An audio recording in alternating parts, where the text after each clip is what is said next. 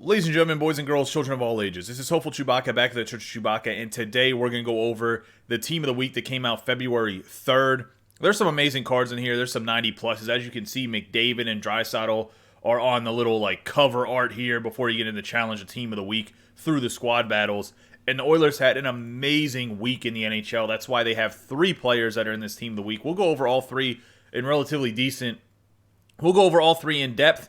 But first off in the video, we're going to do a quick overview of the lineup, what it looks like, and then I'll pick out a few guys to go over in depth to see whether they're worth picking up or not, based on what their price is in the market and what their synergies are. Let's get into it. Looking at this Team of the Week's first line, we have Connor McDavid, Draisaitl, and Giroux from left wing to right wing. I would really like to see this Giroux somewhere at the center on this lineup because he does have low 90s faceoffs, and we'll go in depth in this Giroux in a little bit here. But I think even on this line, he'd probably be a better center than Draisaitl when it comes to faceoffs. We'll discuss that in a second.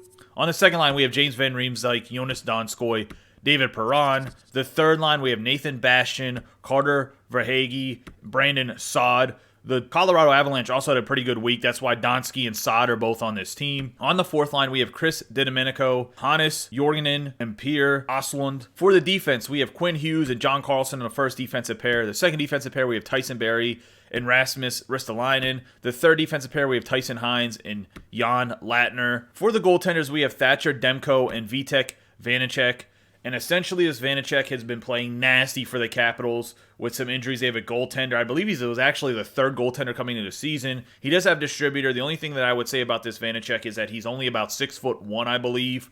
Then the Thatcher Demko, we'll go over him a little bit more in depth. Not going to go too in depth for a goaltender, but he is 6'4", somebody to look at with the swarm and distributor. But we'll pop in there and do a little bit of an in-depth review about whether he might be a good pickup or not, especially if you like the bigger goaltenders. The cards that we're going to go over in depth is obviously the first line here. We will pop in and look at the David Perron and the JVR because they do have Speedster and Howitzer to see if they become usable. The Saad, I will let you know right now, does not become usable. He is way too slow at 86.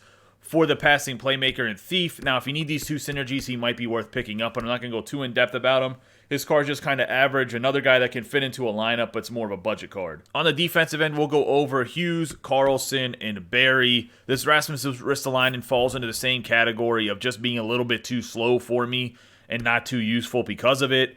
He does have workhorse, as you can see, that does get his acceleration up to 86, 94 balance, 97 endurance, but he's still too slow. You can only get up to 87 speed. But we'll go over the Barrie, Carlson, and Hughes. This is going to be the first goaltender we ever go over for Team of the Week, and it's going to be Thatcher Demko, and it's just because he has great synergies and he has the height and I think the attributes to possibly be picked up as your starting goaltender. This 94 overall Connor McDavid is absolutely filthy without any synergies activated. He does have Gladiator and Workhorse. The Gladiator is going to give you slap shot power, body checking, strength, and defense awareness. Not that he really needs it, but it does max out his defense awareness. The Workhorse actually gives him the max acceleration here, which is important. And then with Distributor, you'll get max speed. So this is definitely a guy that could be an endgame card. I believe he's selling for like 1 million coins on the auction house, maybe even more now. I personally think he's going to be too pricey, but looking at his attributes, he's absolutely just nasty. 99 across the board for hands. His skating's 96 acceleration, 99 agility, 96 speed, 94 endurance. The biggest downside is that McDavid's a center, or labeled a center, but he only has 78 faceoffs. That still hurts this card a little bit. The rest of the card is absolutely filthy, as you guys can see. If you pack this McDavid, if you need to keep building your team, by all means sell the McDavid, get your coins, build around that. Hit me up for some team advice if you need it. Drop your URL in the Discord, as I've already mentioned. As you see, we do a bunch of team advice videos on this channel to help you guys out. If you want to pick him up, I don't know. I think he might be a little bit overpriced for what you're getting. I think you can get some other guys that get around the same speed that you can just build that are cheaper price. Some of the guys that I'm talking about are Guy Lafleur. You can get to about the same speed as McDavid is already. You can get the silver Yvonne Cornwallier. We'll get up to 99 speed. The Howie Morenz. Pretty much any silver 86 and 91 guys that are like already very fast are going to get up to about 99 speed, especially with synergies. And they have better synergies than this McDavid. And then some of the 85s to 90s actually get very fast as well. I do think the McDavid is a hell of a card.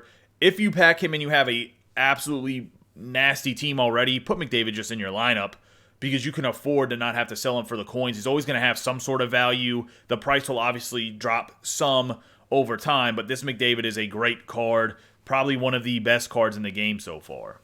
Leon Draisaitl. The same thing that's always wrong with all Draisaitl cards. He's slow. He's slow for his overall. 88 speed, yeah, that gets the job done. He has probably the filthiest shot in the game without any boost. You're looking at 98 slap shot accuracy, 97 slap shot power, 98 wrist shot accuracy, 96 wrist shot power. So he's one of the best shots. But whenever you're paying for a card that's 95 overall, that you only get Light the Lamp and Magician for it, and he's only 88 speed base and 87 acceleration, you're going to need some help synergy-wise. If you do have Spark and Distributor, this card does become relatively filthy. He's also a guy that has to play on the wing. He only has 84 faceoffs, as you guys can see, and that really hurts this card. But overall, once again, kind of like the Mcdavid. If you have a stacked team and you can just plug this guy in there somewhere to kind of have him as just an extra player, then by all means get this Draisaitl. But I just think there's better options with the master icons that have come out that you can upgrade to the silver icon version of them that are going to be cheaper than this Draisaitl. This Draisaitl, I believe, is selling for almost 800,000 coins, if I'm not mistaken. What is really nice about this card, though, and I mentioned it, I think, at the beginning of the video, if I didn't, it slipped my mind, and I apologize, is his Team of the Year now is upgraded to 95 overall if you have his Team of the Year. So that is very nice for guys that own his Team of the Year. The Team of the Year price is probably skyrocketed now, too. But this Draisaitl is one of those things, you pack them, keep them if you want them, but I would honestly just get the coins from them and build some other players. Claude Giroux is one of my favorite players in the game, even being a Penguins fan. I think he skates very well. His animations are great. This card has passing, playmaker, and wingman. The wingman gives you the acceleration, wrist shot accuracy, and passing. The passing playmaker gives you more passing and slap shot accuracy as well as stick checking. So really with the passing playmaker and the wingman, you see the +7, but he only needs +2. So you're wasting a lot of attribute points to activate player synergies that Claude Giroux isn't necessarily 100% benefiting from, which kind of stinks. What I will say about this card, though, if you do pack him, he can easily be one of your 4 centers for a while with the 93 faceoffs. He has actually a really good shot for a lot of Claude Giroux cards. Normally, his shot's lacking behind for whatever reason this year. From his base card to his franchise great card, they didn't have like great shots. This card does with the 93 slap shot accuracy, 90 slap shot power, 94 wrist shot accuracy, 89 wrist shot power.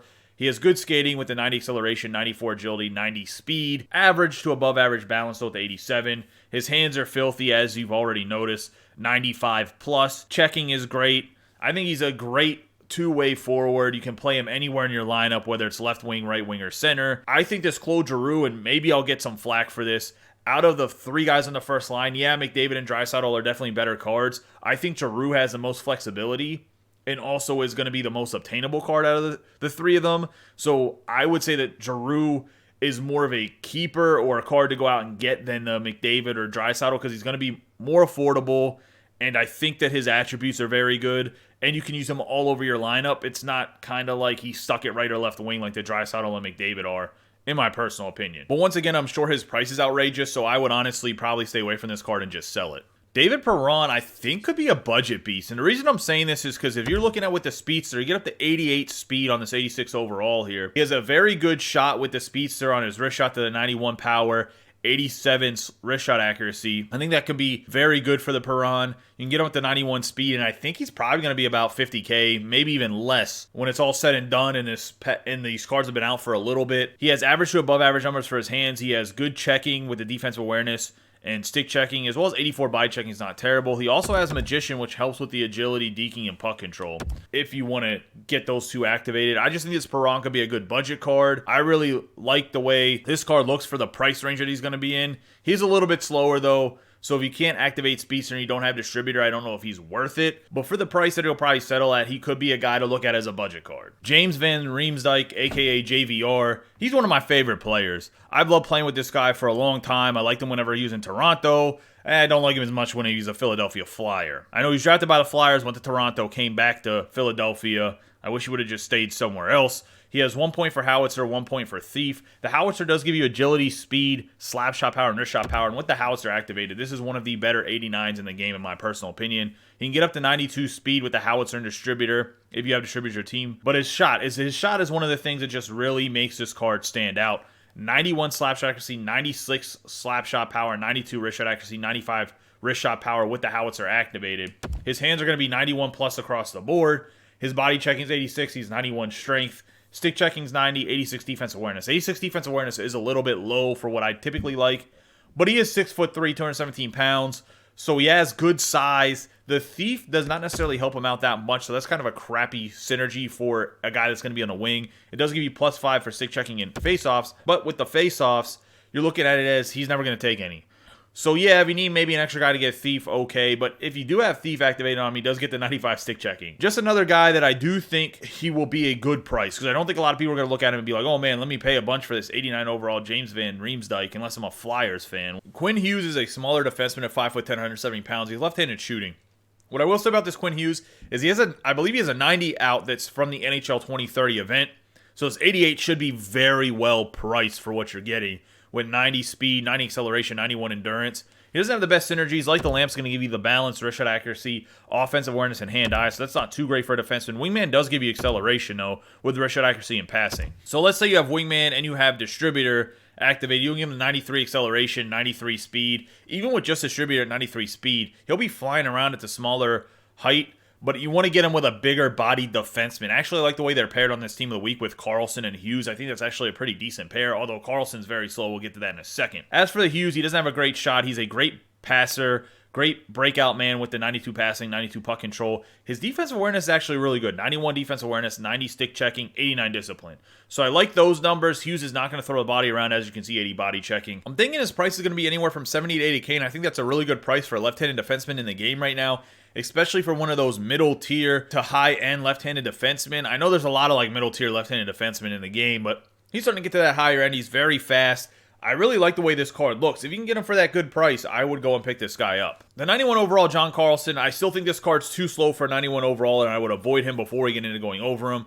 On the Team of the Week team, Shutdown is activated. As you can see, it gives you slapshot accuracy, puck control, body checking, and shot blocking. Passing Playmaker does passing, stick checking, slapshot accuracy. I think he's too slow with the 86 speed, 86 acceleration, 89 agility, 95 endurance for the 91 overall that he is.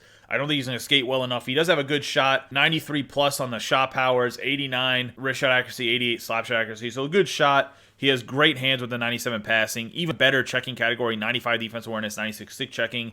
And then he can obviously crush people, 89 body checking. He's 6'3", 215 pounds. So like the way the Carlson looks, other than his skating is too low for me for the price that you're going to have to pay for him, which will probably be like 150, 200,000 coins right now. I would avoid him at all costs because of the price. It's just too high. Tyson Barrie, the guy that just came over to Edmonton this year, he has Howitzer, which actually fixes his speed problem and gets him up to 89 speed, 94 agility, and actually makes his shot a lot better. The thing about this Tyson Barrie, though, is really going to matter what price range you get him at. If you can't get him for under 100K or even probably under like 80K, 70K, I don't know if he's worth picking up because he does have some deficiencies in his game. And by that, I mean his shot accuracies aren't good at 84 wrist shot accuracy, 85 slap shot accuracy. He doesn't have good balance at 85 balance. His hand-eye is bad at 84, so when he does shoot clappers, he might not hit them as well. He might not get as much oomph on them. And then you're looking at his body checking is only 83. He's a little bit smaller at 5'11". His checking is 89 defense awareness, 88 shot blocking, 89 stick checking. Personally, I thought Barrie was a much better skater than this card gave him. I guess his base card wasn't very good then.